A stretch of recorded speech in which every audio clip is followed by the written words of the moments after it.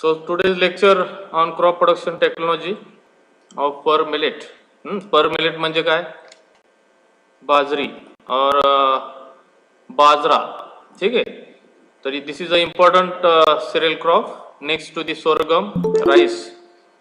Rice आणि sorghum नंतर आपलं हे मेजर सिरियल क्रॉप आपण घेणार आहोत. That is called as per millet or the locally called as बाजरी and or बाजरा. आवाज येतो का सर्वांना? हॅलो हॅलो, आवाज येतोय का? हो येस सर. ओके, पीपीटी दिसते ना? हॅलो, पीपीटी दिसते का? Hello, Yes, sir. okay. So first of all we can see the botanical name of per millet, that is Penicetum typhoides, and the family belongs to Gramineae and the origin of per millet is from Africa. ठीक आहे, तर सर्वांनी botanical name, family, origin हे सर्व लक्षात ठेवायचं आहे. This is important for final examination और as well as mid term examination. ठीक आहे, ऑब्जेक्टिव्हसाठी तुम्हाला बॉटॅनिकल नेम किंवा फॅमिली किंवा ओरिजिन विचारलं तर लिहिता आलं पाहिजे. नेक्स्ट पॉईंट आहे area and distribution. Especially in the per millet, the important cereal crop or important staple food in the world or all over the world, the per millet growing countries, there are the major countries like India, Nigeria, then Africa, then Sudan, etc. Among the countries, India ranks first in terms of the area and production of per millet, and in India the major states, that is the especially cultivated per millet, that is Rajasthan, Maharashtra, Gujarat, Uttar Pradesh and the Haryana. And the Rajasthan occupies the highest area and production of bajra or per millet, followed by Maharashtra and the Gujarat. That is the important for objective. The dash is the leading state of per millet. You have to write the answer. That is Rajasthan. That Rajasthan is the leading state in terms of the area and production of per millet. Okay, हे लक्षात घ्यायचं सर्वांनी. या objective साठी तुम्हाला state विचारलं जाईल. Next one, economy importance or uses of per millet. The major use of per millet, that is first one, it is an important staple food next to the sorghum, rice and maize. Then it can be provide more food for poor people within a short period of time in especially relatively dry tract area. That's why it is called as the poor man's food. आता बघा, तुम्हाला आपण sorghum मध्ये camel crop किंवा drought resistant crop तुम्हाला मी शिकवलं. त्यामध्ये रिझन काय आहे? Because the sorghum crop can grow extensively और adopt especially in the less moisture condition as well as excessive moisture condition. त्यामुळे सोरगम क्रॉपला आपण कॅमल क्रॉप म्हणतो. तसंच बाजरामध्ये पुअर मॅन्स फूड, बाजरा पिकाला का म्हणतो? त्याचं कारण असं आहे, because it can provides a food, म्हणजे गरीब लोकांना एस्पेशली पुअर मॅन्स फूड जे आहे, एस्पेशली ड्राय ट्रॅक्ट एरिया, जिथं पाऊस कमी आहे, दुष्काळ असेल किंवा पाण्याची कमतरता असेल, अशा ठिकाणी बाजरी हे एकमेव पीक आहे जे कमी कालावधीमध्ये गरीब लोकांना अन्न म्हणून ते वापरता येतं किंवा यूज करता येतं. त्यामुळे त्यास pearl millet is called as the poor man's food. समजलं का? हॅलो हॅलो, हां, तर पुअर मॅन्स फूड हा तुम्हाला क्वेश्चन्स मिड एक्झाम किंवा फायनल एक्झामला विचारला. Why it is called as poor man's food? Because it can provide some more food for poor peoples within a short period of time, especially in dry tract area. ठीक आहे, तर dry tract म्हणजे काय? जिथे कमी पाऊस आहे, कमी पाण्याची अवेलेबिलिटी असेल, अशा ठिकाणी आपण बाजरा पीक हे घेतलं पाहिजे. आणि जनरली पुअर मॅन्स फूड जे आपलं पुअर पीपल आहे, जे स्टँडर्ड ऑफ लिव्हिंग ज्यांचं इन्कम असेल, हे जर त्यांचं कमी असेल, असे लोक किंवा शेतकरी हे बाजरा पीक असं प्रेफर करतात. ठीक आहे, ते विदिन म्हणजे 3 ते 4 महिन्यामध्ये बाजरा पीक हार्वेस्टिंगला येतं. ठीक आहे. नेक्स्ट आहे pearl millet grain is rich in minerals and as well as the fat.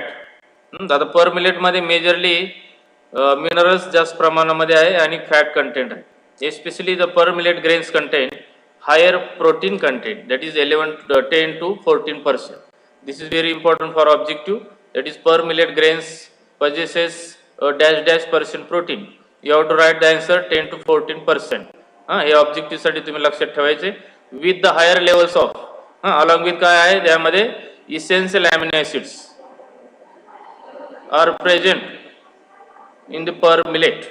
Then per millet, commonly known as the bajra in India, is rich in the essential compounds like protein, fiber, phosphorus, magnesium and the iron.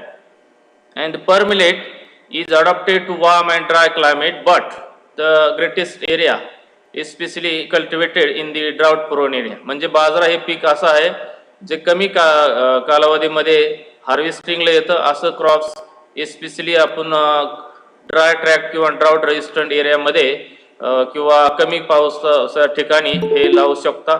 That's why it is the majorly adopted in the warm and dry period और dry climate and with the especially drought prone areas of the world. नंतर in these areas the per millet is usually grown in the limited inputs. Also the per millet requires the lesser quantity of the inputs than the other crops.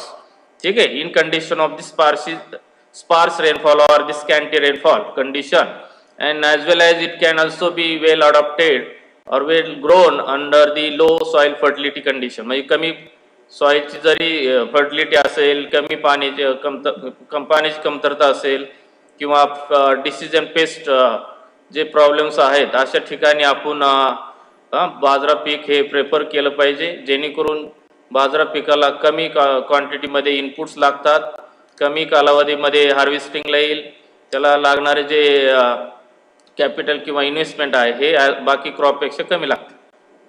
समजतंय का? आवाज येतो का सर्वांना? Hello hello. हो sir. हां, next आहे bajra is a rich in insoluble fibre that adds the digestion. आता बाजरामध्ये फायबर्स कंटेंट हे जास्त असल्या कारणे especially insoluble fibres is are essential for the digestion process. Then bajra also helps to prevent the cancer. तर ठीक आहे, तर कॅन्सर रिकवर करायचं असेल तर बाजरा क्रॉप हे प्रेफर आहे. That is because bajra has the cancer protecting property. बघा आता सर्वांना लक्षात ठेवायचं आहे, डेली डाएटमध्ये आपण बाजरा हे किंवा बाजरीची भाकरी खाल्ली पाहिजे. Because it can prefer especially for the cancer protecting. Then it has an also important food crop followed by rice and wheat. ठीक आहे, राईस अँड व्हीट नंतर हे मेजर फूड क्रॉप आहे. Then per millet grains are most commonly used for making bhakri or roti. Then it is a drought tolerant among the cereals and millets. Okay. Then grains are cooked like rice, are prepared from flour used for especially dairy animals or dairy cattle. Then the grains of the per millet, especially broken grains, are used for the feed for poultry. ठीक आहे, तर पोल्ट्रीसाठी आपण broken seeds किंवा grains वापरायचे आहे. आणि especially milk cattle असतील किंवा दुधाळू जनावर आपण म्हणतो त्याला बॉइल्ड करून आपण ते बाजरी खाऊ घालतो, जेणेकरून दुधाचं प्रमाण असेल किंवा iron content, especially iron content ॲनिमलच्या बॉडीमध्ये वाढलं पाहिजे. त्यासाठी आपल्याला आपण जनावरांना एस्पेशली जे नवीन जनावरं आहेत मिल्क कॅटल त्यांना आपण हे बाजरी खाऊ घालतो, शिजवून आपण ते बाजरी देतो. नंतर it can also provide a good green fodder crop for the especially draft as well as dairy cattle. Draft म्हणजे आपण जे शेतीमध्ये जनावरं बैलाची जोडी आपण वापरतो त्यांना आपण बाजरीचे जे ग्रीन फॉडर आहे आपण खाऊ घालतो आणि एस्पेशली डेअरी कॅटल. समजलं का युजेस? तर यामध्ये इम्पॉर्टंट काय आहे तुम्हाला लक्षात ठेवायचं. Pearl millet is also called as dash dash. You have to write the answer poor man's food. किंवा क्वेश्चन असा आला, why the pearl millet is also called as poor man's food? Because it can provides the food especially for poor people within a short period of time in dry tract area. Dry tract area तुम्हाला लक्षात ठेवायचं, जिथं पाऊस कमी आहे तिथे हे बाजरा पीक आपण प्रेफर केलं पाहिजे, जेणेकरून कमी कालावधीमध्ये फूड सप्लाय होईल. That's why it is called as poor man's food. Then protein content in the per millet grains, that is 10 to 14. समजलं का? हॅलो. हो सर. हां. नेक्स्ट आहे,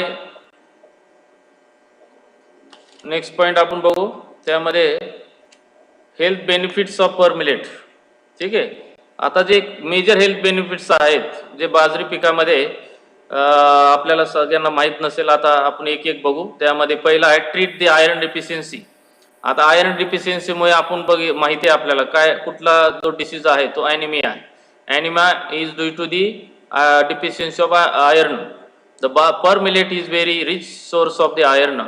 Recently, the new varieties of per millet are being conventionally cultivated or majorly cultivated, which provides the higher level of dietary iron to the woman. Iron deficiency causes the generalized fatigue and impairs the mental development as well.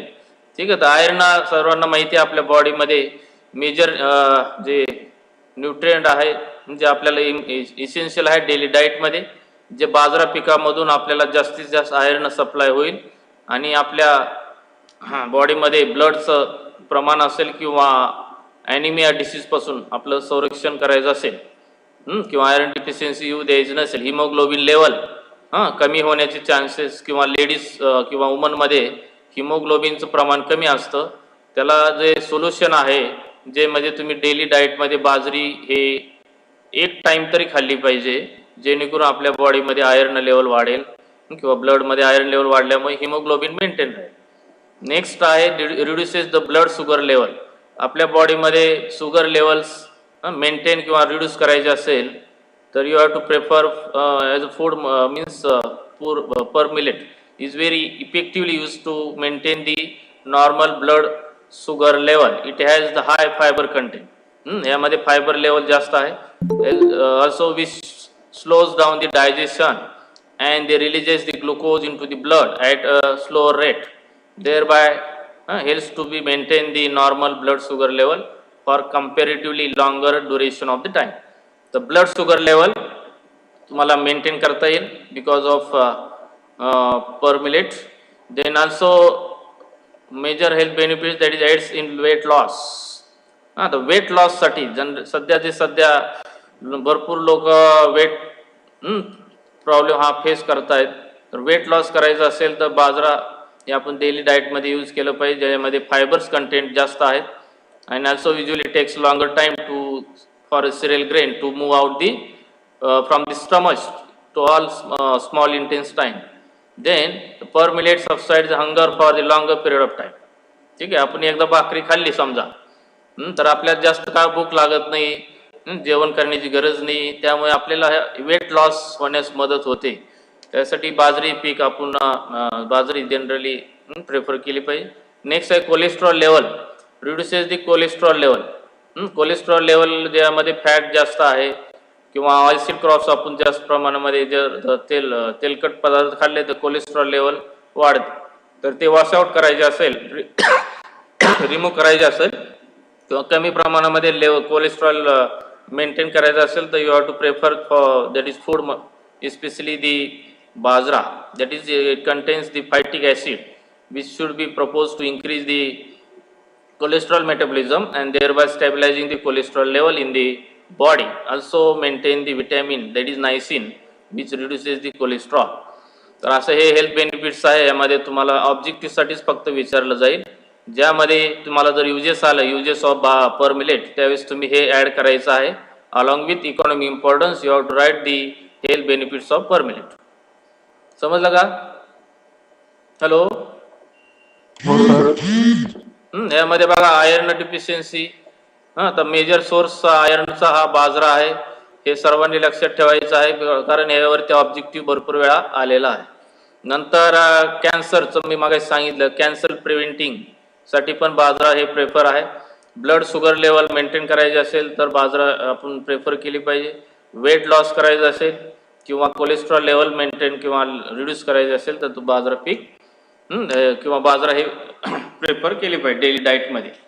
Next आहे, next point आपण बघू ज्यामध्ये soil and climate आहे, that is ecology. especially for bajra cultivation or pearl millet cultivation, the soil required, that is ideal type of soil required for cultivation of pearl millet. The pearl millet can grow especially the all types of soils. त्यामध्ये black soil असेल, marginal soil असेल, light texture soil असेल, हे कुठल्याही टाईपच्या सॉइलमध्ये आपण पर millet crop cultivate करू शकतो किंवा सो करू शकतो आणि ते इझिली आणि वेल अडॉप्टेड हे कुठल्याही सॉइलमध्ये होऊ शकतं. त्यामुळे आपण लेताना सॉइल्स जे आहे पहिलं pearl millet can grown on all types of soil असं लिहायचं. नेक्स्ट पॉईंट आहे that is soil should be well drain and fertile. Well drain म्हणजे पाण्याचा निचरा होणारे जमीन आपण सिलेक्ट करायची आहे आणि त्या जमिनीची जी फर्टिलिटी लेवल आहे हे मेंटेन पाहिजे, ज्यामध्ये nitrogen, phosphorus, potassium, micronutrient, organic matter किंवा ऑर्गॅनिक कार्बन हे लेवल बॅलन्स असेल. अशा वेळेस तुम्हाला पिकाची वाढ असेल, पिकाचे जे उत्पन्न असेल जास्तीत जास्त मिळू शकतं. त्यासाठी well drain and fertile soils select करायचे. नेक्स्ट वन आहे sandy loam to clay loam soils are ideal for cultivation of pearl millet. तर sandy loam means light texture red soil असते आणि clay loam means black soil, red to black. कुठल्याही टाईपची soil तुम्ही select करू शकता ज्यामध्ये बाजरा हे ग्रो होऊ शकतं. Then soil should have high water holding capacity. आता ह्यामध्ये मेजरली बाजरा पिकामध्ये आपलं बाजरा पिकाला ज्या सॉइल्समध्ये हाय वॉटर होल्डिंग कॅपॅसिटी आहे अशा सॉइल्सच प्रेफर करायचे, जेणेकरून तुम्हाला जास्तीत जास्त उत्पन्न मिळू शकतं. तर हे सर्वांनी लक्षात ठेवायचं आहे. आणि ह्यामध्ये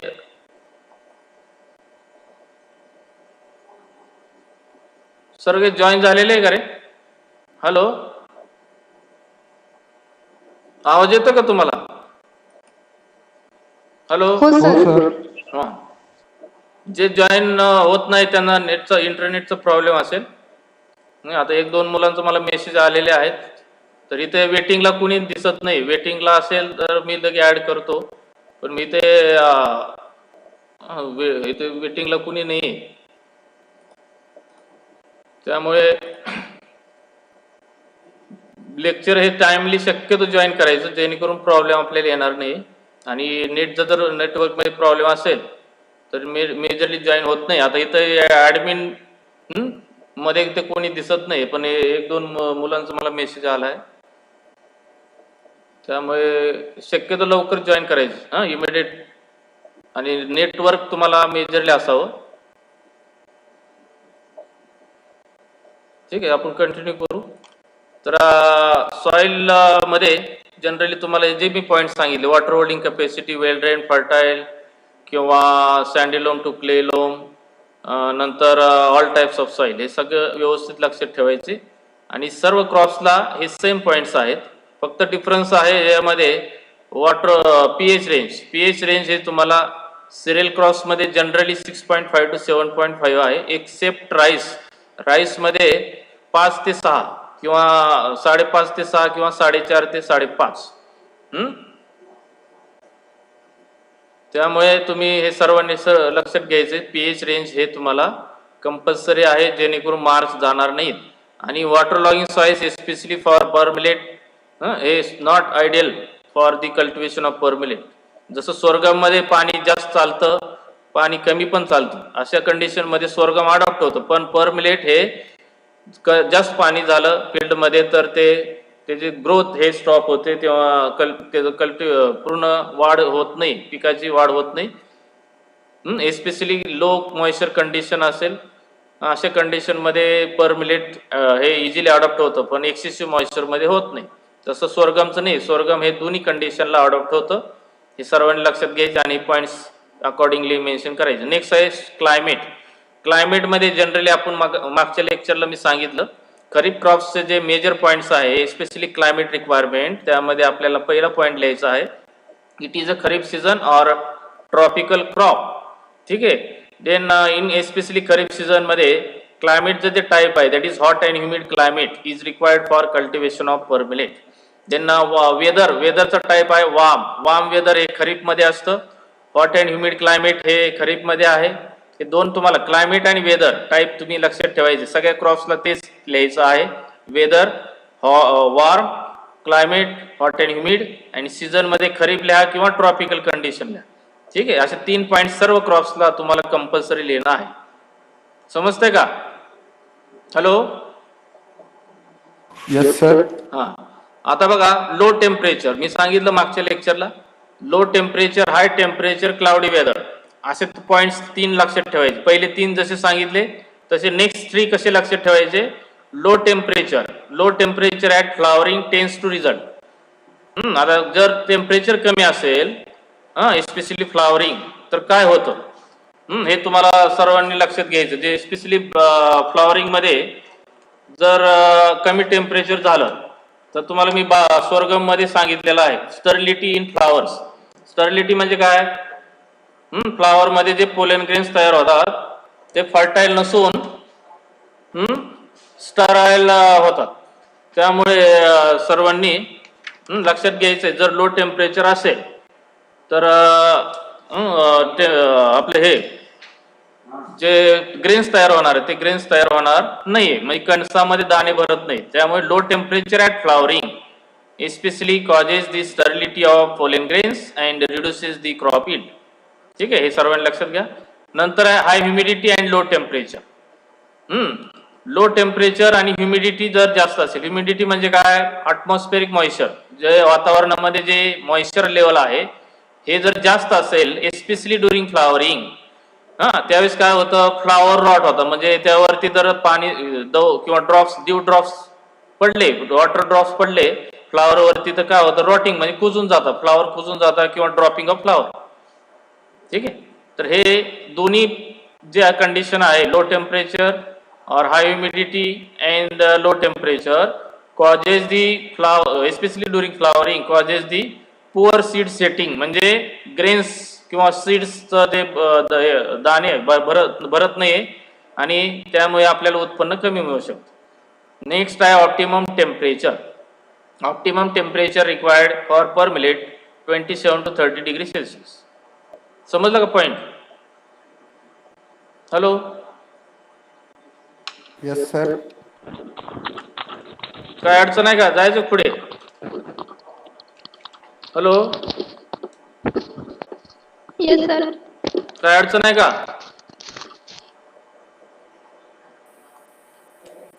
आता नेक्स्ट पॉइंट आहे बघा, फील्ड अँड लँड प्रिपरेशन. म्हणजे आपल्याला जमीन तयार करायची असेल पर मिलेट कल्टिवेशन साठी especially requires 1 deep ploughing followed by 2 to 3 harrowing operations, planking, harrowing, levelling आणि मॅन्युअर मिक्सिंग. प्लाविंग आपल्याला पहिले नांगरणी करावी लागेल. डीप प्लाविंग जेणेकरून जे प्रिव्हियस क्रॉपचे जे प्लांट मटेरियल आहेत किंवा जे पेस्ट आहे, वीड्स आहे, हे सर्व किल होण्यासाठी आपल्याला डीप प्लाविंग करावं लागेल. Especially during summer, April May महिन्यामध्ये आपल्याला प्लाविंग ऑपरेशन कम्प्लीट करायचं आहे.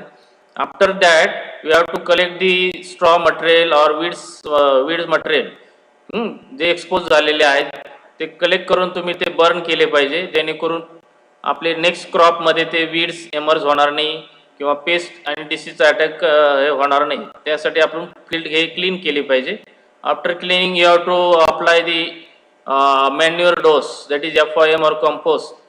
आता बाजारामध्ये 8 ते 10 टन किंवा 10 ते 12 टन FOM तुम्ही पर हेक्टर अप्लाय करायचा आणि सॉइलमध्ये गाडायचा आहे. With the help of harrowing असो किंवा with the help of cultivator you have to incorporate the FOM और compost into the soil. ठीक आहे, तर असं हे फायनली आपल्याला जे सीड बेड तयार करायचं आहे that is fine seed bed, because बाजरा seeds are very small as compare to maize किंवा स्वर्गम किंवा पल्सेस किंवा ऑइल क्रॉपपेक्षा बाजरा सीड हे स्मॉलर साईज असल्या कारणाने फाईन सीड बेड म्हणजे ज्यामध्ये ढेकळ असायला नको, पूर्ण सॉइल हे किंवा जमीन हे भुसभुशीत असायला पाहिजे. त्याला भुसभुशीत म्हणतो आपण. Fine type powder type soil पाहिजे. पावडर जसे असते तसं सॉइलचं कंडिशन पाहिजे, जेणेकरून सीड्स हे जास्त खोलवर जाणार नाही आणि जर्मिनेशन हे 100% होईल. समजलं का? नेक्स्ट आहे सीड्स अँड सोईंग, ज्यामध्ये आपल्याला 6 पॉईंट्स लिहायचे आहेत. पहिला आहे seed rate. Seed rate required for cultivation of pearl millet that is per hectare 4 to 5 kg only. आता बघा, आपण स्वर्गममध्ये 12 ते 15 किलो बियाणं यूज केलं आता बाजारामध्ये बघा 4 ते 5 किलो फक्त हेक्टरी बियाणं लागतं. त्याचं कारण असं आहे because of size of seed. Size of seed are very small as compared to the bajra maize. ठीक आहे. तर साईज ऑफ सीड नुसार आपण सीड रेट डिसाईड करतो. डिसाईड करण्याचे हे फॅक्टर आहे सीड साईज. ठीक आहे. जसं डेप्थ ऑफ सोईंग आपण डिसाईड करतो तसंच सीड रेट पण डिसाईड करायचं असेल तर अकॉर्डिंगली साईज ऑफ सीड आणि स्पेसिंग. स्पेसिंग म्हणजे त्या क्रॉपची ग्रोथ कशी आहे, टॉलर आहे का, शॉर्टर आहे का, क्लोज ग्रोईंग आहे, अकॉर्डिंगली आपण सीड रेट हे डिसाईड करतो. तर यावरून तुम्हाला लक्षात घ्यायचं आहे बाजरीचं सीड किंवा बाजरी हे सर्वांनी बघितलेले असेल, सर्वांना माहीत असेल. अकॉर्डिंगली सीड रेट लिहायचा. नाहीतर मुलं काय काय सीड रेट 50, 60 किंवा कोणी 100 किंवा 120 असं लिहितं. तर असे चुकीचे सीड रेट लिहायचं नाही. According to size of seed you have to mention the seed rate, that is especially bajra 4 to 5 kg per hectare. नंतर आहे सोईंग टाइम जून टू जुलै. आता हे जून महिन्यामध्ये किंवा जुलै महिन्यामध्ये आपला सोईंग कंप्लीट करायचं आहे. Then spacing required in between row to row and plant to plant. दोन्ही झाडामधलं अंतर आणि दोन्ही रो मधलं अंतर. द रो मध्ये 45 सेंटीमीटर आणि प्लांट टू प्लांट मध्ये दोन्ही झाडामधलं अंतर 10 सेंटीमीटर किंवा 15 सेंटीमीटर हे मेंटेन करायचं आहे.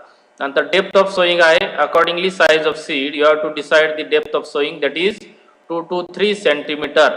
एवढ्याच खोलवर बियाणं पडलं पाहिजे जेणेकरून जर्मिनेशन, एमर्जन्स हे कंडिशन हे व्यवस्थित होईल आणि क्रॉप स्टँड किंवा प्लॅन स्टँड हा युनिफॉर्म असेल. नंतर आहे सोईंग मेथड्स. एस्पेशली बाजारामध्ये ट्रान्सप्लांटिंग मेथड आहे. ट्रान्सप्लांटिंग म्हणजे जनरली आपण जिथं सीड एखादा जागेवरती जास्त पडलं गेलं तिथं ओव्हर क्राउडिंग म्हणजे जास्त प्रमाणामध्ये प्लांट्स उगवतात, जर्मिनेट होतात. त्यावेळेस तुम्ही काय करायचं आहे, थिनिंग करायचं. थिनिंग म्हणजे ते प्लांट्स रिमूव्ह करायचे, अप्रूट करायचे आणि जिथे गॅप्स असतील, जिथे उगवलेलं नसेल तिथे आपण ते झाडं किंवा सीडलिंग्स लावायचे. त्याला ट्रान्सप्लांटिंग म्हणतात. ऍक्च्युली नर्सरी तयार करत नाहीये.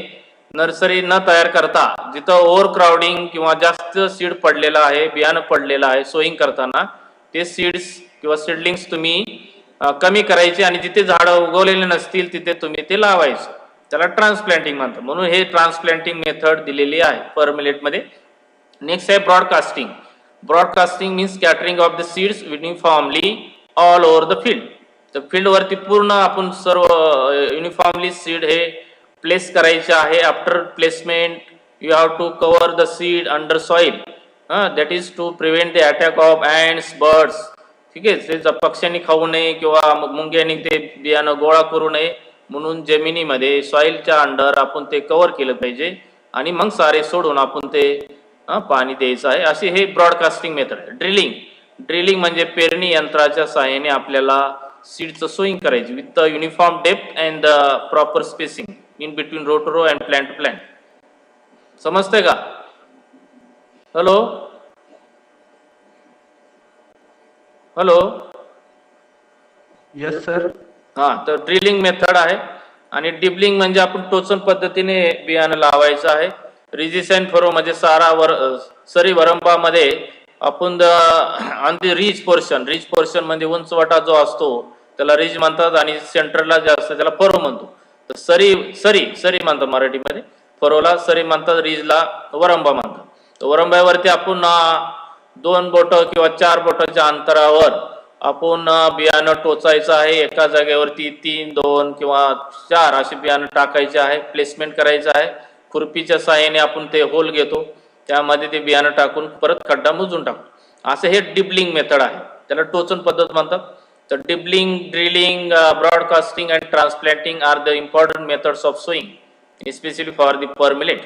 नंतर आहे सीड ट्रीटमेंट. बीज प्रक्रिया आपल्याला बघायची आहे. जसं स्वर्गामध्ये आपण थायरम कॅप्टन बघितलं, ब्राइन सोल्युशन ट्रीटमेंट बघितली, कार्बेडेजिन बघितली, सल्फर पावडर बघितली आणि ॲझोटोबॅक्टर. तसं आता बाजारामध्ये मेजरली फर्स्ट फंजिसाइड आहे, दॅट इज थायरम और captan at the rate of 3 gram per kg of seeds helps to prevent the seed as well as soil borne diseases against the म्हणजे fungal disease आहे, soil borne असेल किंवा seed born, त्यासाठी आपण thiram कॅप्टनची treatment द्यायची. नंतर आहे seeds are soak with 30% brine solution. ठीक आहे.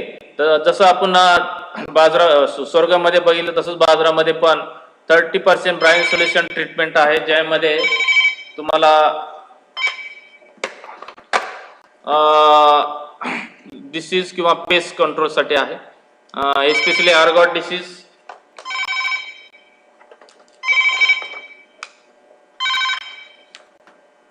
तर आर्गॉट डिसीज जो आहे हा आपल्याला कंट्रोल करायचा असेल तर जनरली आपण ब्राइन सोल्युशन ट्रीटमेंट हे पर मिलेटला देतो, ज्यामध्ये आर्गॉट इन्फेक्टेड सीड्स जे फ्लोटिंग होतील ते आपण रिमूव्ह करायचे आहे आणि बॉटमला जे सेटल होणारे जे सीड आहे हेल्दी ते रिमूव्ह करून परत वॉशआउट करून परत तुम्हाला ट्रीटमेंट द्यायची आहे. म्हणजे जनरली आपल्याला जर ब्राइन सोल्युशनची ट्रीटमेंट द्यायची असेल तर पहिली तुम्हाला ब्राइन सोल्युशन मध्ये सीड सोक करायचे आहे.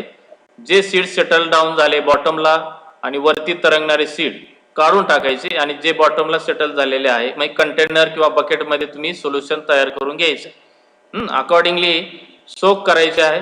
सोक केल्यानंतर ते रिमूव्ह करायचे, सावलीमध्ये वाळवायचे अंडर म्हणजे शेड कंडिशनला, आणि तर नंतर तुम्ही फंजिसाइडची ट्रीटमेंट द्यायची आहे, थायरम कॅप्टन.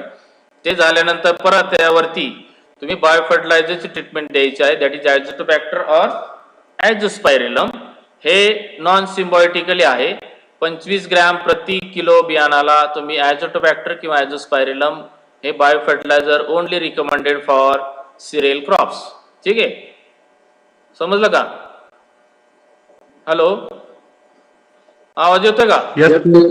हां, तर हे सर्वांनी लक्षात ठेवायचे. बायो फर्टिलायझर असेल किंवा फंजिसाइड असेल आणि 30% ब्राइन सोल्युशन असेल.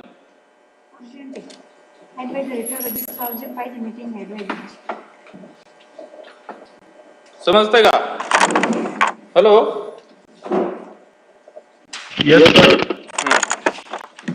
नेक्स्ट आहे व्हरायटीज अँड हायब्रिड्स. आता आपण स्वर्गमध्ये ऑलरेडी हायब्रिड्स आणि व्हरायटीज बघितले, तर कुणाला आठवतंय आपल्याला आपण काय काय बघितले हायब्रिड्स किंवा व्हरायटीज? हॅलो, खाली बघ खाली. हॅलो, आवाज येतो का? Hello, yes sir. आवाज येतो का? स्वर्गमचे हायब्रिड्स काय काय आहेत? यस सर, येतोय. स्वर्गम मध्ये कुठले कुठले हायब्रिड बघितले आपण?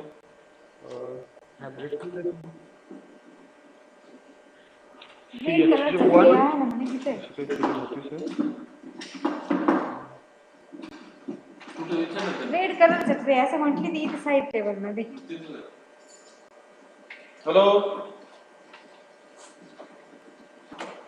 हॅलो, कुठले कुठले हायब्रिड होते?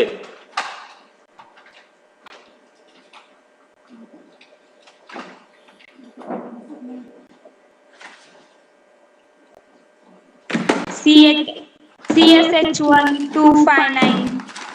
अजून सरांचाच फोन आला. CSH9 कपाटात बघा. 11.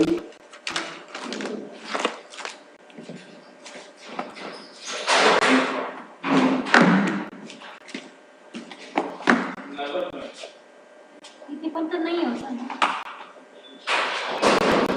SPV1, SPV2.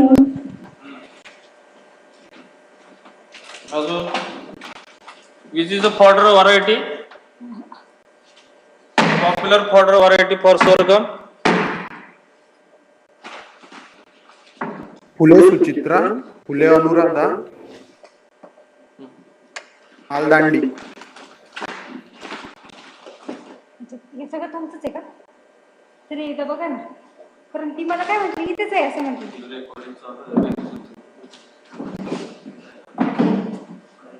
काय करणार ना?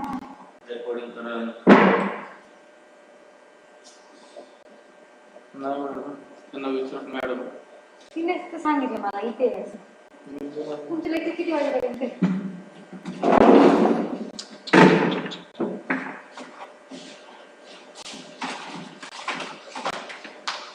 हॅलो, आवाज येतो का रे? हो सर. कुठली व्हरायटी आहे फॉडर पर्पज? मालदांडी. हा, तसा पर मिलेट मध्ये आपण जे हायब्रिड बघतोय आता, ज्यामध्ये HB1 आहे, HB मीन्स हायब्रिड बाजरा. ठीक आहे. तर हे तुम्हाला एकदम सोपं आहे ॲज कम्पेअर टू सोरगम. आपण जे बघितलं CSH 1 2 3 4 हां. तर पर मिलेटमध्ये हे HB1 HB2 HB3 4 5 ठीक आहे, अशा हायब्रिड्स आहे.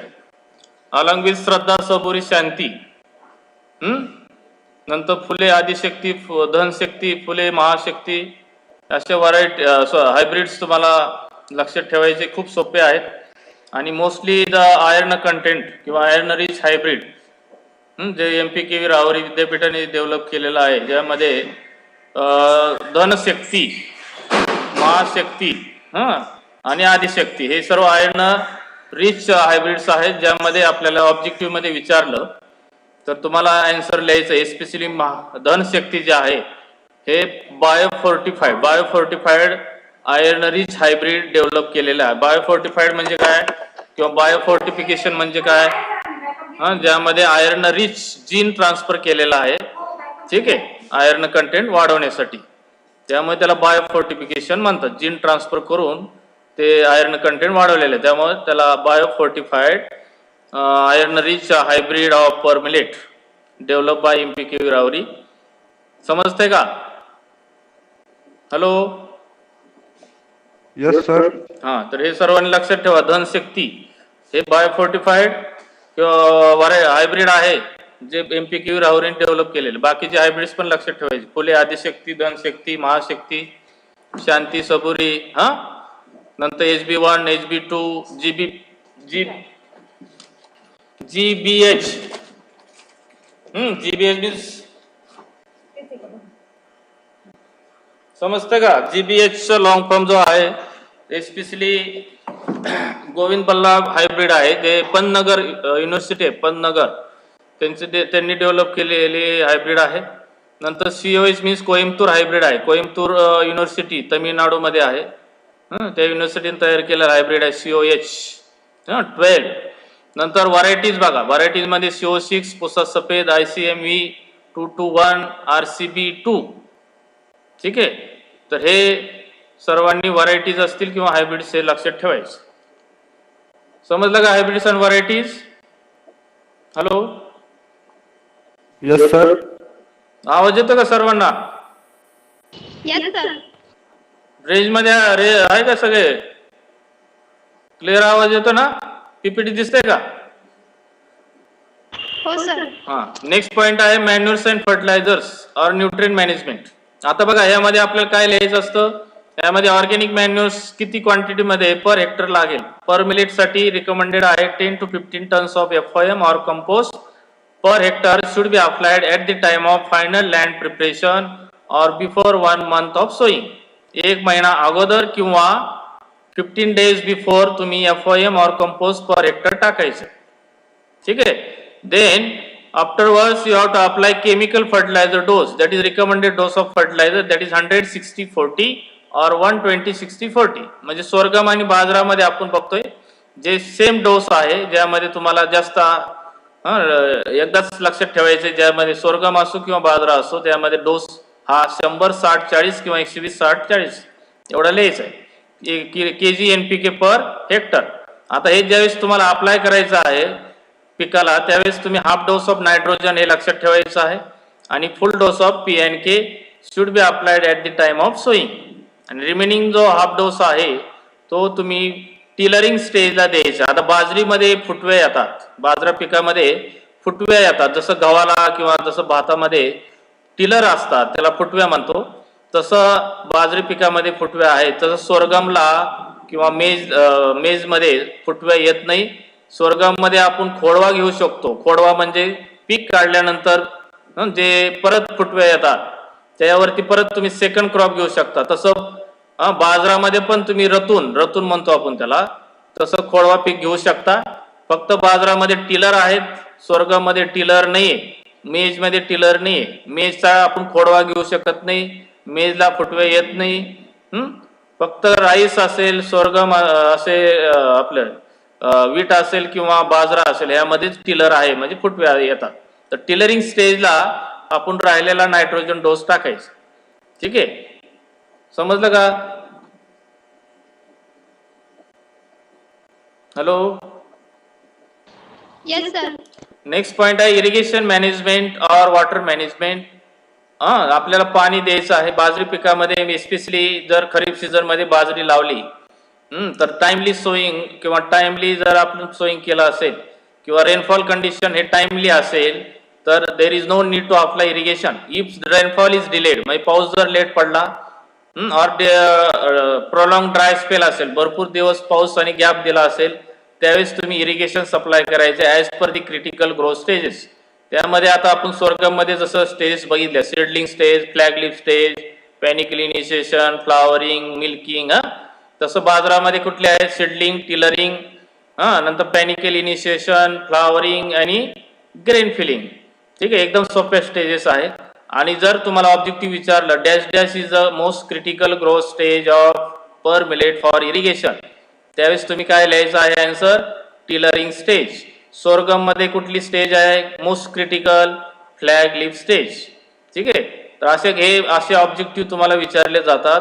मिड एक्झामला पण क्वेश्चन आला तर तुम्हाला लिहिता आला पाहिजे dash dash is a critical growth stage of pearl millet for irrigation, त्यावेळेस तुम्ही आन्सर लिहायचं टिलरिंग स्टेज. नंतर आहे वीड मॅनेजमेंट. एस्पेशली आपण सोरगम मध्ये पार्शियल रूट पॅरासिटिक वीड बघितलं. कोण सांगेल which is the partial root parasitic weed found in sorghum? Hello. Sorghum मध्ये कुठलं वीड आपण बघितलं partial root parasitic weed?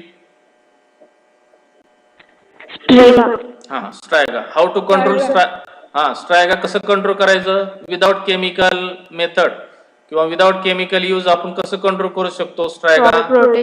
Crop rotation. म्हणजे काय? रोटेशन म्हणजे काय? पिकाची फेरफार. मग इन्स्टेड ऑफ सोरगम आपण कुठली पिकं निवडली पाहिजे जेणेकरून स्ट्रायगा वीड येणार नाही? सोरगमचं हे मेजर वीड आहे, बाजरामध्ये पण येतं कारण त्याची फॅमिली सेम आहे. सोरगम बाजरा ग्रॅमिनी फॅमिलीमध्ये आहे म्हणून बाजरामध्ये पण स्ट्रायगा वीड येतं. तर इन्स्टेड ऑफ सोरगम बाजरा आपण कुठली पिकं लावली पाहिजे? लेग्युमिनस. तूर असेल, ग्रीन ग्रॅम असेल, नंतर ब्लॅक ग्रॅम असेल किंवा काऊबी आहे, सोयाबीन आहे, ग्राउंडनट आहे, बरोबर. तर सर्व पल्सेस लेग्युमिनस क्रॉप्स आपण निवडायचे जेणेकरून होस्ट प्लांट, जो होस्ट प्लांट जर असेल तरच ते वीड येतं, म्हणजे ते पॅरासिटिक आहे, depends on the host plant. म्हणजे आपण अल्टरनेट करायचं आहे. इन्स्टेड ऑफ सोरगम बाजरा यू हॅव टू कल्टिवेट और ग्रो और सिलेक्ट लेग्युमिनस और पल्सेस क्रॉप्स. ठीक आहे, त्यामुळे ते वीड कंट्रोल होण्याला मदत होते. कारण तुम्ही हार्बिसाइडनी स्प्रे केले ते वीड कंट्रोल नाही होणार.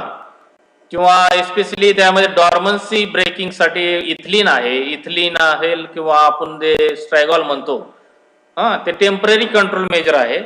तुम्हाला परमनंटली कंट्रोल करायचं असेल तर you have to follow the crop rotation practice especially for the parasitic weed. आता बघा बाजारामध्ये मेजर वीड आहे सायनाडॉन डेक्टिलॉन, म्हणजे हरियाली, हरा म्हणतो आपण. हे सायनाडॉन डेक्टिलॉन त्याचं सायंटिफिक नेम आहे. सायप्रस रोटुंडस म्हणजे लावाळ आहे. पार्थेनियम म्हणजे काँग्रेस ग्रास आहे. आणि अमेरॅन्थस म्हणजे आपण माठ म्हणतो, काठे माठ असेल, भरपूर टाईपचे माठ आहेत. ते अमेरॅन्थस स्पीसीसचे वीड असतील, लावाळ असेल किंवा हरियाली असेल, असे वीड्स हे कॉमनली हे बाजरा पिकामध्ये आहे. Along with the partial root parasitic weed also found that is called as striga. हे वीड तुम्हाला यामध्ये पण दिसणार आहे बाजरामध्ये, बिकॉज बाजरा and sorghum belongs to same family, that is graminea. Then especially for the control measure you have to practice one hoeing and the 2 to 3 hand weeding. म्हणजे एक होईंग तुम्ही रो मध्ये हो फिरवायचा आहे, रोटरी विडर म्हणतो आपण त्याला, किंवा बैलाच्या साहाय्याने आपण हो ऑपरेट करायचं इन बिटवीन रो मधले वीड काढण्यासाठी. आणि खुरपीच्या साहाय्याने, त्याला हँड विडिंग म्हणतो, खुरपीच्या साहाय्याने आपण 2 ते 3 विडिंग करायचे, जे दोन्ही झाडामधलं जे वीड असेल इन बिटवीन प्लांट ते रिमूव्ह करता येईल, कंट्रोल करता येईल. Then also by means of the herbicides, तणनाशक पण फवारायचे आहे एक्सेप्ट पॅरासिटिक वीड. म्हणजे पॅरासिटिक वीड सोडून बाकीचे जे वीड आहे ते कंट्रोल करण्यासाठी 1 hoeing, 2 to 3 hand weeding and the herbicide like atrazine at the rate of 1 kg active ingredient per hectare. 10,000 litre पाण्यामध्ये 1 किलो अॅट्राझाईन घ्यायचे आणि स्प्रे करायचे. जर spraying operation not possible due to heavy rains, पाऊस असल्यामुळे तुम्हाला जर स्प्रेइंग ऑपरेशन पॉसिबल नाही झालं तर तुम्ही अप्रोटिंग करा. आणि जर पाऊस थांबला असेल तर तुम्ही होईंग बी करू शकता, हँडविडिंग करू शकता, हर्बिसाइड स्प्रे करू शकता. असे हे depends on the rainfall condition आहे. आणि तुम्ही टाइमली वीड कंट्रोल करायचे जेणेकरून तुम्हाला जास्तीत जास्त उत्पन्न मिळेल. आणि आता बघा, striga weeds can be control by means of स्टेगॉल and ethylene chemical and also by the means of crop rotation system. ठीक आहे. तर हे फोटोग्राफ्समध्ये मी दिलेले आहे. हे रेड कलरचे फ्लावर किंवा पिंक कलरचे फ्लावर आहेत जे ॲट दी किंवा along with the roots or stem ज्याची ग्रोथ असते, क्रॉपच्या रूटमधून त्याची ग्रोथ होते किंवा जर्मिनेशन होतं. This is a partial root parasitic, त्यामुळे त्याला पार्शियल रूट पॅरासिटिक म्हणतात, कम्प्लीट नाही आहे. तर नंतर आहे बघा, हे दिस इज लावा, that is cyperus rotundus. This is हरियाली, that is also called as Bermuda grass. ठीक आहे. किंवा cynodon dactylon. Then this is amaranthus. This is parthenium. Parthenium म्हणजे तुम्हाला सर्वांना माहिती आहे, काँग्रेस ग्रास. समजलं ना? हॅलो. Yes sir. नेक्स्ट आहे डिसीज अँड पेस्ट. आता बघा, व्हेरी इंटरेस्टेड पेस्ट आहेत एस्पेशली बाजारामध्ये.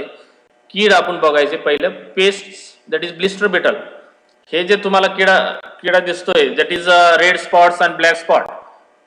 दिसतोय का? मी जे ॲरो तुम्हाला ॲरोने दाखवतोय, this is a blister beetle especially attack during flowering stage. म्हणजे बाजरी पीक फुलोऱ्यात असेल त्यावेळेस ते पेस्ट अटॅक होतो आणि जे पोलेन ग्रेन्स तयार होतात, फ्लावरमध्ये जे पोलेन ग्रेन्स असतात ते पूर्णतः खाऊन टाकते. असं हे मेजर पेस्ट आहे. जसं शूट फ्लाय कुठल्या क्रॉपची पेस्ट आहे? कुठल्या क्रॉपचे shoot fly? Hello. Shoot fly सोरगमचे आहे. मागच्या लेक्चरला आपण बघितलं शूट फ्लायचा अटॅक कधी होतो? First month, that is 30 days. म्हणजे सोईंग झाल्यानंतर 25 ते 30 दिवसांचा तुम्हाला जे क्रॉप असेल त्यावेळेस तुम्हाला अटॅक जो पेस्टचा दिसतो मेजरली सोरगम मध्ये लेट सोईंग झाल्यामुळे, उशिरा सोईंग केल्यामुळे ते शूट फ्लायचा असतो. तसं बाजरा पिकामध्ये जे मेजर पेस्ट आहे ड्युरिंग फ्लॉवरिंग ज्यावेळेस फुलं येण्याच्या स्टेजला ज्यावेळेस बाजरी असेल त्यावेळेस जी पेस्ट असते जे तुम्हाला मी दाखवतोय, this is a blister beetle. Photograph मध्ये मी दिलेला आहे. ब्लिस्टर बिटल हे फ्लॉवरिंग स्टेजला म्हणजे पोलेन ग्रेन्स फिडिंग करतं, खाऊन टाकतं, म्हणजे त्या कणसाला दाणे भरणार नाही. असे हे मेजर पेस्ट आहे. आणि नंतर आहे व्हाईट ग्रब. आता हे बघा, हे लार्वी दिसते, बिटल दिसते, अडल्ट, प्युपा, अडल्ट. हे सर्व वेगवेगळ्या मेटामॉर्फोसिस म्हणजे अकॉर्डिंग टू स्टेजेस आहे. तर ऍक्च्युली डॅमेजिंग स्टेज आहे डायरेक्टली हे अडल्ट आहे. ब्लॅक कलरचा किंवा ब्राऊन कलरचं बिटल असतो, दॅट इज व्हाईट ग्रब. हे अटॅक काय जे करणार आहे अडल्ट स्टेजला होणार आहे. नेक्स्ट आहे शूट फ्लाय. जे स्वर्गम मध्ये आहे तेच बाजारामध्ये पण शूट फ्लाय आहे. इथं प्लॅन्ट दिसत आहे, ग्रोईंग पॉईंट पूर्ण डॅमेज किंवा किल होतो because of the incidence of shoot fly. नंतर आहे स्टेम बोरर. हे बघा, हे आळी दिसते व्हाईट कलरची, जे लार्वा दिसते आहे, पूर्ण स्टेम आतून पूर्ण भाग खाऊन टाकते आणि ते झाड वाळून जातं. असे हे स्टेम बोरर. नंतर ग्रास हॉपर आहे, हे सर्वांना तुम्हाला माहिती आहे ग्रास हॉपर. नंतर जासिड्स अँड ॲफिड्स हे सकिंग पेस्ट आहे जे प्लॅन्ट मधला जो क्लोरोफिल कंटेंट आहे पूर्ण सक करून टाकतो. ठीक आहे. असे पेस्ट आहे. जर तुम्हाला विचारलं dash dash is the major pest of बाजरा, तर तुम्हाला ब्लिस्टर बिटल, आणि भरपूर वेळा एक्झाम मध्ये हे क्वेश्चन आलेला आहे, blister beetle is the major pest of dash dash crop. त्यामुळे तुम्ही सर्वांनी लक्षात ठेवायचं. कंट्रोल मेजर मध्ये तुम्हाला एंडोसल्फान, कार्बारिल 5% किंवा malathion, collect and destroy, timely sowing किंवा ग्रो रेजिस्टंट व्हरायटीज. नंतर तुम्हाला टाइमली विडिंग किंवा क्लीन कल्टिवेशन, फील्डमध्ये तण ठेवायचं नाही, टाइमलिंगला लावायचं आहे, ग्रो रेजिस्टंट व्हरायटी म्हणजे त्यावरती कीड येणार नाही अशा व्हरायटी सिलेक्ट करा. असं हे तुम्हाला कंट्रोल मेजर जनरल लिहायचं आहे. प्लस तुम्ही पेस्टिसाइडचे नावं लक्षात ठेवायची. कार्बारिल असेल, मॅलेथिओन असेल, कार्बोफ्युरॉन असेल, तर असे हे सर्व लक्षात ठेवा जेणेकरून कंट्रोल मेजर लिहिता येईल. नंतर आहे डिसीजेस मध्ये आपल्याला मेजर डिसीज जे आहे बाजाराचे, ज्यामध्ये डाउनी मिल्ड्यू आहे.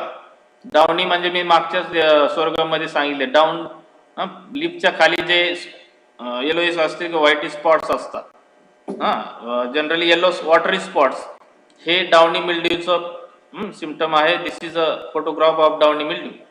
नंतर अँथ्रॅकनोज म्हणजे लिप वरती स्पॉट्स असतात, जे सर्क्युलर स्पॉट्स असतात. आर्गॉट म्हणजे मी तुम्हाला हनीड्यू लाईक सबस्टन्स मी सांगितलं होतं, जे ग्रेन मधून मधासारखं सबस्टन्स बाहेर पडतो. तुम्हाला दिसतंय का फोटो? हॅलो हॅलो दिसतंय सर. हा, तेव्हा काय फोटोग्राफ्स मध्ये हनीड्यू लाईक सबस्टन्स म्हणजे मध जसा असतो तसा सबस्टन्स सिक्रेट होतो, आणि त्यावरती बघा ब्लॅक कलरचे फंगस तयार होते. हे ब्लॅक कलरचे फंगस आहे, ठीक आहे. आणि जर ते आपल्या खाण्यामध्ये आलं किंवा जनावरांना आपण ते अर्गॉट इन्फेक्टेड प्लांट्स दिले, जर जनावर किंवा आपण दगावू शकतो. त्यामुळे हे डेंजर जो डिसीज आहे, स्पेशली मेजर डिसीज, हा तुम्हाला जर विचारला बाजारामध्ये मेजर डिसीज कुठला आहे, तर तुम्हाला आन्सर काय लिहायचं आहे? आर्गॉट डिसीज, ठीक आहे. नंतर आहे स्मट. आता हे जे दिसतोय फोटोग्राफ, यामध्ये बघा ग्रेन्स तयार झालेले आहेत. ते ग्रेन मध्ये चारकोल लाईक पावडर असते, ब्लॅक कलरची पावडर असते, चारकोल लाईक पावडर म्हणतो आपण त्याला. त्या पावडरमुळे जे आपण फील्ड मध्ये जर गेलो तर आपल्याला शिंका येतात, ठीक आहे. ॲलर्जी असते किंवा ते पावडरचे स्पोर्स जे असतात ते आपल्या नाकामध्ये गेले की आपल्याला शिंका यायला सुरुवात होते. This is a major disease also, that is called as smut. आणि रस जो डिसीज आहे हा पानावरती येतो, जे रेड कलरचे पावडर असते लिपच्या खालती किंवा वरती, ते तयार होते, आणि ते जे स्पोर्स आहेत हे रेड कलरचे असतात, रेडिश कलरचे. दिस इज कॉल्ड एज रस्ट. तर असे अमंग ऑल डिसीज तुम्हाला मेजर डिसीज कुठला लिहायचा आहे? आर्गॉट. आता हे डिसीज कंट्रोल करण्यासाठी आपण generally before sowing seeds are treated with 2 gram thiram और captan or bavistin per kg of seeds treatment दिली पाहिजे. नंतर ब्राइन सोल्युशनची treatment especially for control of ergot डिसीजसाठी दिली पाहिजे. नंतर ग्रो रेजिस्टंट व्हरायटी आहे, क्लीन कल्टिवेशन आहे. नंतर spray the crop with 1.5 gram vitavax in 1000 litre of water. तर असं हे कंट्रोल मेजर डिसीजेस आहे. समजलं का? हॅलो. Yes sir. आता नेक्स्ट स्लाइड आहे, that is point harvesting, threshing and yield. जसं स्वर्गममध्ये आपण ज्वारी जसं काढतो तसं सेम ॲज आपण बाजारामध्ये स्वर्गामध्ये फक्त सिंगल प्लांट असतं, एका जागेवरती एकच झाड असतं. तसं बाजारामध्ये एका प्लांट्सला 10 ते 15, 20 ते 25 टिलर असतात, फुटव्या, ठीक आहे. त्यामुळे हार्वेस्टिंग जनरली आपण पहिले एअर हेड्सच हार्वेस्ट करतो, आणि नंतर सर्व हार्वेस्टिंग कंप्लीट झाल्यानंतर जे प्लांट पार्ट आहे, रिमेनिंग प्लांट पार्ट, तो आपण वेळेच्या साहाय्याने close to the ground level, म्हणजे ग्राउंड लेवल जमिनी लगत ते काढून जनावरांसाठी खाद्य म्हणून यूज करतो. अप्रोटिंग हे बाजारामध्ये करत नाही, कारण this is a difficult operation because of tiller. फुटवे असल्या कारणाने आपण बाजरी अप्रूट करू शकत नाही, म्हणजे उपटून काढू शकत नाही. जसं स्वर्गमचं सिंगल प्लांट असतं ते इझिली आपण अप्रूट करू शकतो, ते बाजारामध्ये शक्य नाही बिकॉज ऑफ टिलर. समजलं का? तर आता जनरली हार्वेस्टिंग करायचं असेल तर आपण कधी हार्वेस्ट केलं पाहिजे? According to science of maturity, म्हणजे आपण व्हिज्युअल ऑब्झर्वेशन आपल्या डोळ्याने जे बघणार आहोत, ज्यामध्ये मेजरली सायन्स ऑफ मॅच्युरिटी, त्यामध्ये येल्लोईंग ऑफ लिव्स, म्हणजे झाडाचे पानं ग्रीन टू येल्लो झाले पाहिजे. पहिलं ग्रीन असतील, परत येल्लो झाले पाहिजे. नंतर स्ट्रिपिंग ऑफ लिव्स, म्हणजे वाऱ्याच्या जसं स्पीड असेल अलॉंग विथ द विंड्स, जे स्पीडमुळे जे लीफ ब्रेक झालेले असतात, पानं ब्रेक झालेले असतात, जे पानं वाळून गेलेले आहेत किंवा ड्राय झालेले आहेत, असं लीव्स किंवा पानं जे आहे ब्रेक झालेले असतात, त्यावरून आपण जज करायचे आहे बाजरी हे पीक काढायला आले. नंतर स्टेम बिकम्स, स्टेमचा कलर हा greenish to yellow or brown झालेला असेल त्यावेळेस पर मिलेट और बाजरा crop is ready for harvesting. नंतर एक कलर ऑफ पेडंकल. पेडंकल म्हणजे कणसाचा जो देठ असतो, जिथं झाडाला जो कणीस लागलेला आहे ते कणसाचा जो अटॅचमेंट पार्ट असतो त्याला पेडंकल म्हणतात. जे आपण कट केल्यानंतर वेळेच्या सहाय्याने कणीस कापून घेतल्यानंतर जो स्टॉक पोर्शन असतो कणसाला त्याला पेडंकल म्हणतात. त्याचा कलर जो आहे हा ग्रीनिश टू येलो किंवा व्हाईट कलरचा होतो during crop is ready for harvesting. नंतर आहे seed becomes hard and tough. जे सीड आपण अंडर टीथ प्रेस केल्यानंतर ते हार्ड किंवा टफ असं जाणवलं तर आपण बाजरा पीक हे काढायला स्टार्ट करायचं किंवा हार्वेस्टिंग स्टार्ट करायचं. नंतर आहे metallic sound comes when grains are kept under teeth. ज्यावेळेस ग्रेन आपण दाताखाली घेतल्यानंतर प्रेस केल्यानंतर ते जर हार्ड असेल तर त्यातून एक कट असा आवाज येईल. म्हणजे ते आपण हार्वेस्टिंग केल्यानंतर पूर्ण मना मॉइश्चर लेवल कमी असेल अशा वेळेस ते हार्ड असेल किंवा टफ असेल ते डायरेक्टली ब्रेक होणार आहे, प्रेस होणार नाही. जर मॉइश्चर असेल तर ते प्रेस होतं, ब्रेक होत नाही. नंतर आहे हार्वेस्टिंग. आता बघा हे झालं science of maturity. How to harvest the pearl millet. That is harvesting of pearl millet is done either by cutting the whole plant or cut the airheads or removing the airheads first. म्हणजे काही पहिलं कणीस काढून घ्या किंवा पूर्णतः झाड काढून घ्यायचे विळ्याने, ते पूर्णतः वाळून द्यायचं आहे. परत एअरहेड्स सेपरेट करायचे आहेत. असे दोन मेथड आहेत. पहिलं एअरहेड काढू शकता पूर्ण प्लांटचे पूर्ण फील्ड मधले, किंवा पहिलं झाड काढून घ्यायचं हार्वेस्ट करून घ्यायचे. जेवढे टिलर असतील तेवढे प्लांट्स काढायचे आहे. जसं जसं रो असतील तसे रो वाईज काढल्यानंतर तुम्ही 2 ते 3 दिवस ते प्लांट्स ड्राय करायचे. परत एअरहेड म्हणजे कणीस झाडापासून सेपरेट करायचं आहे. कलेक्ट करून जिथे थ्रेशिंग करणार आहात तिथे तुम्ही ते टाकायचे आणि टाकल्यानंतर परत 2 ते 3 दिवस वाळवायचे आहेत. आणि ज्यावेळेस आपल्याला जज करायचं आहे की एअरहेड्स ड्राय झाले का नाही, जसं मी स्वर्गमचं सांगितलं, कणीस तुम्हाला मोडायचं आहे, मोडून बघायचं आहे. जर सेंटरला ब्रेक झालं तर आपण जज करायचं आहे की आपण थ्रेशिंग ऑपरेशन स्टार्ट करायला पाहिजे. म्हणजे बाजरीचं कणीस ज्यावेळेस ड्राय झालं हे कशावरून जज करणार आपण, कणीस ब्रेक करायचं बरोबर सेंटरला जर ब्रेक झाला असेल, ब्रेकच झालं पाहिजे, कट असा आवाज येतो आणि त्यावेळेसच तुम्ही थ्रेशिंग करा. जर तिथं फक्त प्रेस झालं, ब्रेक न होता ते फक्त काय झालं प्रेस झालं, ब्रेक झालं नाही, तर ते ड्राय व्हायला अजून खूप वेळ आहे असं समजायचं आहे. आणि ज्यावेळेस कणीस ब्रेक होईल त्यावेळेस हा थ्रेशिंग स्टार्ट करायचं. समजते का? हॅलो. हो सर. ज्यावेळेस थ्रेशिंग करणार आहात ते कशाच्या सहाय्याने करणार तुम्ही? Threshing is done by means of threshing machine. Threshing मशीनच्या सहाय्याने तुम्ही थ्रेशिंग ऑपरेशन पर मिलेटचं कंप्लीट करायचं आहे. आणि after threshing you have to carry out the winnowing. Winnowing म्हणजे क्लिनिंग करायचं, ज्यामध्ये डेब्रिज असतील, वीड सीड असेल, लिप पोर्शन असेल, सॉइल पोर्शन असेल किंवा सँड पोर्शन किंवा स्टोन पार्टिकल असतील, हे सर्व मटेरियल रिमूव्ह करायचे आहे. जेणेकरून आपण ज्यावेळेस मार्केटला जे सेल करायचं असेल त्यावेळेस ते प्राईसमध्ये डिस्टर्ब किंवा फ्लक्च्युएशन होणार नाही. त्यासाठी आपल्याला cleaning and drawing after threshing पण करायचं आहे. आणि फायनली पूर्ण ड्राय झाल्यानंतर गणी बॅग्समध्ये स्टोअर करायचं आहे. आणि अकॉर्डिंगली जेवढे बॅग्स रिक्वायर्ड असतील तेवढे बॅग्स भरायचे, सील करायचे. सील केल्यानंतर तुम्ही मार्केटला पाठवू शकता किंवा सेंड करू शकता. आणि अकॉर्डिंगली यील्ड जे आहे आपल्याला बाजरी पिकामधून पर हेक्टर जी उत्पन्न आहे 12 ते 15 क्विंटल किंवा 15 ते 20 क्विंटल किंवा 20 ते 25 क्विंटल. तुम्हाला फक्त एकच व्हॅल्यू लिहायची आहे, आयदर बाय 12 to 15 और 15 to 12 किंवा 20 ते 25 क्विंटल पर हेक्टर एवढं उत्पन्न आपल्याला बाजरी पिकामधून मिळू शकतं. सगळ्यांना समजलं का? हॅलो. हो सर. आता मला सांगा बॉटॅनिकल नेम काय आहे? अजून तर आपल्याला वेळ आहे तर आपण रिव्हिजन घेऊ. What is the botanical name of pearl millet? Pearl मिलेटचं बॉटॅनिकल नेम काय आहे? पेनिसेटम टायफॉइड्स. फॅमिली कुठली आहे? बोला, ज्याला येतं त्यांनी लगेच बोलायचं. ग्रॅमिनी.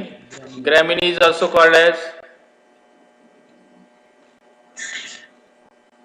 बोला बोला, gramineae is also called as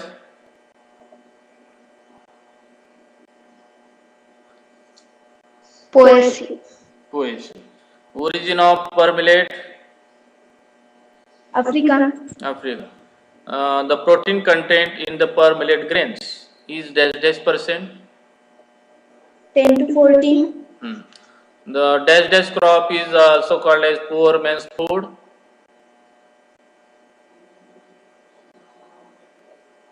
कुठल्या क्रॉपला poor man's food म्हणतात? Per millet. Why the per millet crop is called as or also called as poor man's food? काय कारण असेल? Short period time. बोला बोला. Short period. अजून काय शॉर्ट पिरियड?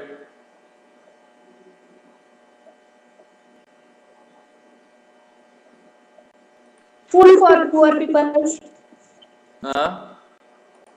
बरोबर. अजून वर्ष, तू बरोबर सांगते, असं सांगायचं आहे. Because pearl millet crop provides supply किंवा provides food for poor people, म्हणजे जे फूड सप्लाय होणार आहे गरीब लोकांना, सप्लाय होणार आहे within a short period of time. कमी कालावधीमध्ये गरीब लोकांना फूड सप्लाय होईल. एस्पेशली कुठल्या एरियामध्ये हे पॉप्युलर आहे किंवा जे फेमस क्रॉप आहे? Which area? Dry tract area, म्हणजे जिथं पाणी किंवा पाऊस कमी आहे अशा ठिकाणी हे पीक जे आहे कमी कालावधीमध्ये गरीब लोकांना फूड सप्लाय करण्याचं काम करतो, म्हणून त्याला पुअर मॅन्स फूड म्हणतात. बरोबर. Next one, what are the health benefits of pearl millet? Pearl मिलेटचे मेजर हेल्थ बेनिफिट्स काय आहेत? आपण कशासाठी बाजरी खाल्ली पाहिजे? आपल्या शरीराला काय काय इम्पॉर्टंट आहे? न्यूट्रिएंट मेजर कुठलं लागतं? हिमोग्लोबिनसाठी किंवा ब्लड लेवलला आपलं रक्त वाढलं पाहिजे, त्यासाठी बाजरी पिकाचे फायदे काय आहे? बोला. Rich in iron. आयर्न डिफिशियन्सीमुळे कुठला डिसीज होतो? Cancer. आयर्न बाळा, आयर्न. कॅन्सर वेगळा. जर आपल्या शरीरामध्ये आयर्नची कमतरता असेल तर कुठला डिसीज होतो? ॲनिमिया. आता ॲनिमिया डिसीज कंट्रोल करायचा असेल, प्रिव्हेंट करायचं असेल तर बाजरा आपण रेग्युलर बाजरीची भाकरी खाल्ली पाहिजे. ठीक आहे. नंतर मेजर आहे वेट लॉससाठी, बिकॉज डायटरी फायबर्स हे बाजरीमध्ये जास्त असतात, जेणेकरून मेटाबॉलिझम जे आहे हे फास्ट स्लोच्या ऐवजी फास्ट होतं, जेणेकरून ते वेट लॉस किंवा त्यामध्ये आपण हंगर, हिडन हंगर म्हणतो.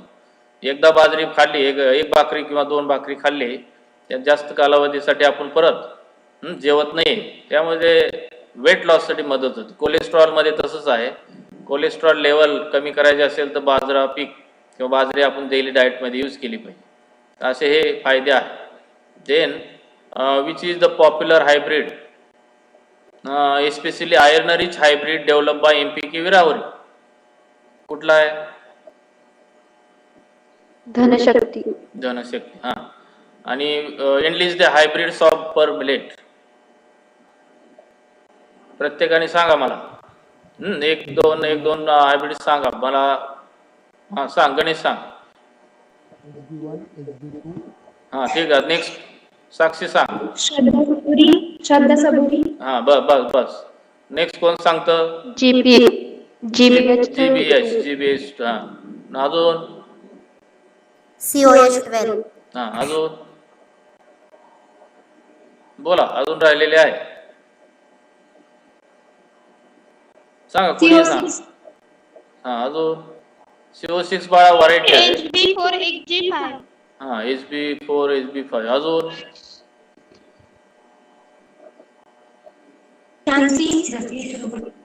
श्रद्धा, सबुरी, शांती.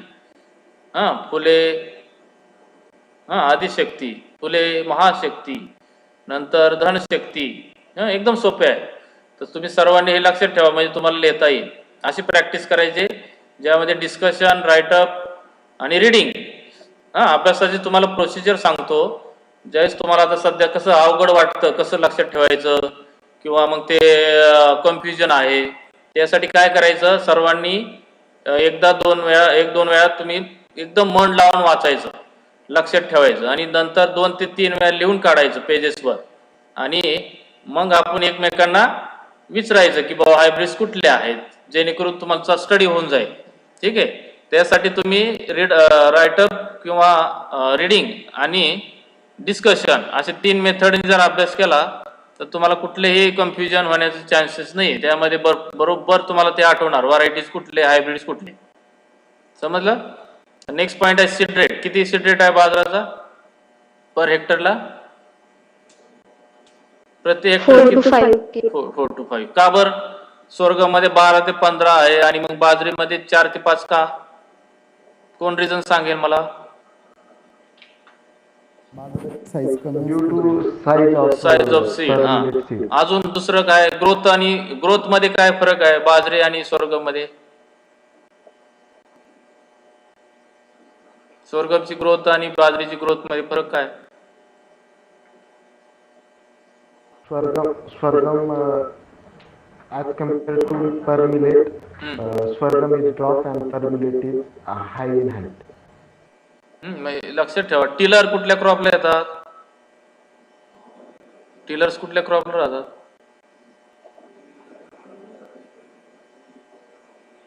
फुटव्या कुठल्या पिकाला येतात? बाजरी का ज्वारी? बाजरी. बाजरीला फुटवे येतात. म्हणजे स्पेस कमी लागेल का जास्त? जास्त. Accordingly space required. तुम्हाला जे सीड मटेरियल क्वांटिटी सीड लागणार आहे हे कमी लागेल. जसं स्वर्गम मध्ये फक्त सिंगल प्लांट असतं, सिंगल ग्रोथ ऑफ प्लांट असतं. जसं बाजारामध्ये number of tillers, main plant plus त्या साईडला जे शूट्स असतात त्याला टिलर मानतात. ते ॲटलिस्ट मॅक्झिमम नंबर आहे 25 ते 30. 30 नंबर एका प्लांट्सला 30 टिलर असतात.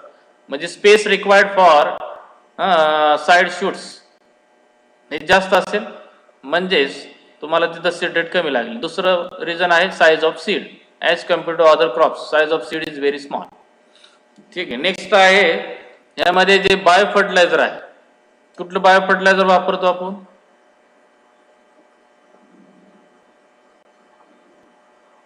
बोला. ॲझोटोबॅक्टर. आणि आर्गॉट डिसीज कंट्रोल करण्यासाठी which treatment is recommended for control of ergot? कुठली ट्रीटमेंट रिकमेंडेड आहे? Brine solution. बरोबर. साक्षी कुठला आहे? Brine solution. कसं तयार करायचं? How to prepared 30% brine solution. तू कसं तयार करणार 30% सोल्युशन? काय काय घ्यायचं त्यामध्ये? 3 kg of common salt in dissolved in 10 liter of water. 300 ग्राम का 3 ग्राम? 3 kg किलो. किती लिटर पाणी? 10 लिटर.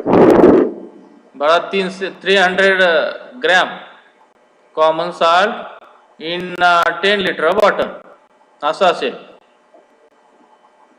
केजी मध्ये नाही आहे. तर लक्षात ठेवा. तुम्हाला फक्त काय लक्षात ठेवायचं आहे? डिसीज कुठला आणि त्याला ट्रीटमेंट बेनिफिशियल कुठली आहे असं ऑब्जेक्टिव्ह मध्ये भरपूर वेळा विचारतात.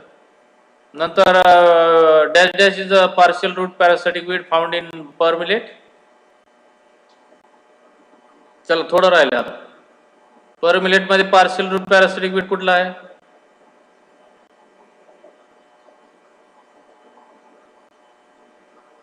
हॅलो.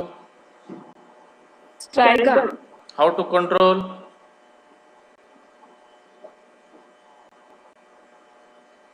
स्ट्रायगा वीड कसं कंट्रोल करायचं? अरे मुलीच बोलताय, मुलं काहीच बोलत नाही. महाले ना Sudhir Labade. Ethylene chemicals. Ethylene chemicals. अरे बाळा, विदाउट केमिकल ट्रीटमेंट मग सांगितलं तुम्हाला. तुम्हाला जर क्वेश्चन Crop आला तर rotation. क्रॉप रोटेशनच लिहायचं. तुम्ही इथिलीन आणि हे लिहिलं का त्याला मार्क नाही मिळणार. तुम्हाला फक्त क्रॉप रोटेशनवर फोकस करा, क्रॉप रोटेशन सिस्टीम फॉलो करा, असंच तुम्हाला आन्सर लिहायचं. Dash dash is a major pest of pearl millet. कुठली पेस्ट आहे मेजर?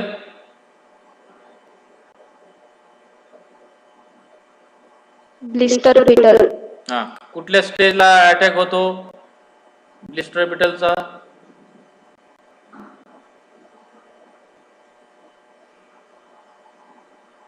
पीक कुठल्या? Flowering stage. Flowering stage. हा, नंतर dash dash is a major disease of pearl millet.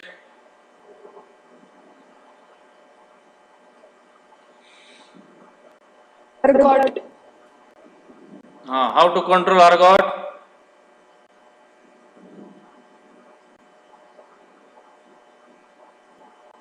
Last question आहे, how to control ergot. Brine solute. Okay, छान. तर बघा, आता असं ऑब्झर्व होतंय लेक्चरमध्ये ठराविक मुलंच उत्तर देत आहेत. त्यामध्ये आता जस्ट नवीन ऍडमिशन झालेले विद्यार्थी जास्त आहे आणि पहिले ज्यांनी लेक्चर केले ते एक शब्द बोलत नाही.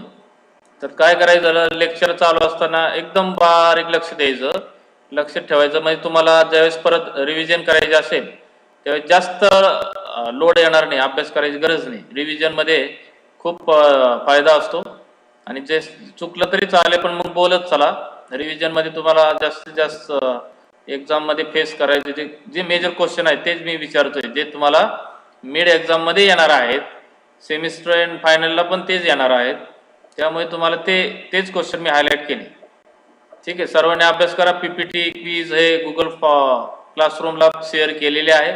लेक्चर झालं की त्या दिवशी लगेच ते क्वीज सोडवायची आहे. ठीक आहे, क्लोज करतो मी.